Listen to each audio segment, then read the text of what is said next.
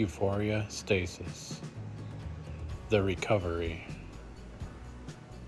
I've heard that term used in financial circles in excess, and I'm not sure why it's been thrown around for the last 6 months. Call me crazy, but don't you have to have the crisis behind you to even begin a discussion? The Federal Reserve Chairman spoke again today and pretty much confirmed the same thing said for the last 10 months.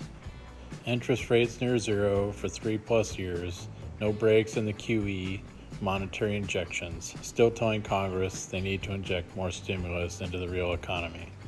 All the same tools, all the same plan, with no inflation in sight. And as always, seems slightly concerned with employment and small business, but not really. I'm sure because they would never admit to not being in total control. And lastly, felt the need to reiterate their mandates, their purpose for conception, and how mindful and watchful they are on these. He seemed quite nervous throughout the presser and the meeting. Perhaps he had too much caffeine. He and they believe the papering over method will work all over again, and it is completely sustainable, with the contagion being the only bump in the road. Here's the disturbing parts of their plan, if you can call it that, is they can paper it over right into a dead economy. They have just a few mandates, mainly to grow the economy, improve or maintain employment, and apparently keep the top 5% wealthy, and they are not even part of our government. With that said, our government has to make all the decisions that the Reserve cannot. They have to choose who and what will spare our people and economy from stagnation, at the least, to the worst, being utter ruin. And what have they been doing for 8 months?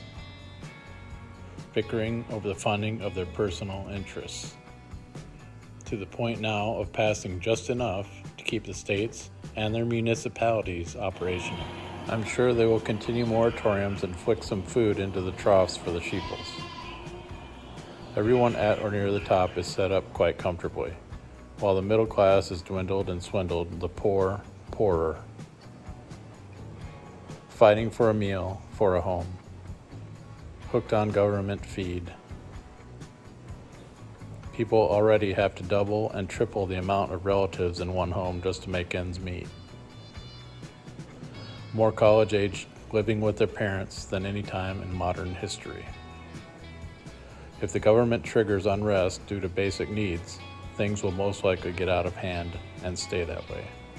If they allow things to crumble, it will be just enough that any solution offered will seem like an oasis.